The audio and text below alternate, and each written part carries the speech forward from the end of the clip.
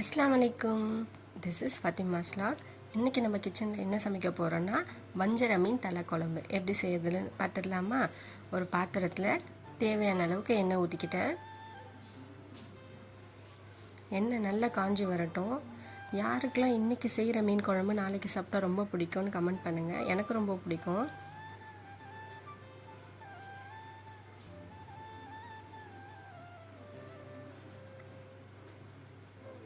இப்போ எண்ணெய் நல்லா காஞ்சி வந்துட்டுருக்கு. ஒரு அரை ஸ்பூன் வெந்தயம் போட்டுக்கிட்டேன்.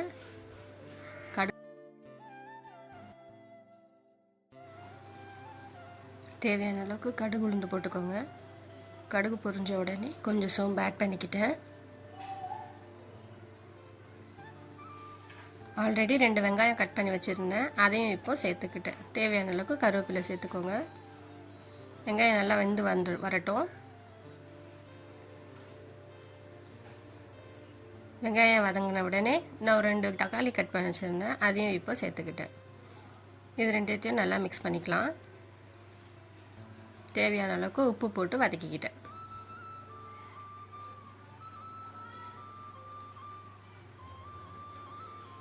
இது வெந்துட்டுருக்கட்டும். அதுக்குள்ளே நம்ம மசாலாக்கு ரெடி பண்ணிட்டு வந்துடலாம். அரை கப் புளி கரைசல். நான் இப்போ ஆச்சி குழம்பு மிளகாத்தூள் தான் யூஸ் பண்ண போகிறேன்.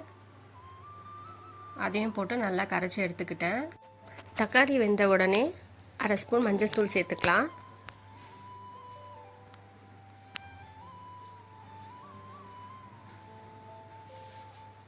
நம்ம வீட்டில் அரைச்சி வச்சுருந்த மிளகாத்தூள், தனி மிளகாத்தூள் ஒரு ஸ்பூன் சேர்த்துக்கிட்டேன். நம்ம கரைச்சி வச்சுருந்த அந்த புளி தண்ணியும் இப்போ சேர்த்துக்கலாம். இப்போ குழம்பு நல்லா கொதிக்கட்டும். அப்போ தான் அந்த மிளகாத்தூள் பச்சை ஸ்மெல் அடங்குற வரைக்கும் குழம்பு நல்லா கொதிக்கட்டும்.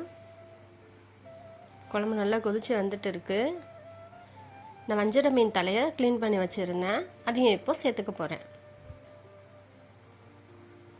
வஞ்சர மீன் தலையில் குழம்பு செஞ்சால் செம்ம டேஸ்ட்டாக இருக்கும். நீங்களும் ட்ரை பண்ணி பாருங்கள்.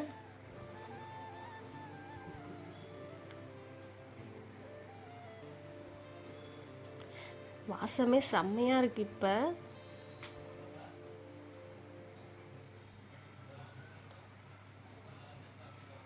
இப்போ கொத்தமல்லி தலையும் சேர்த்துக்கலாம்.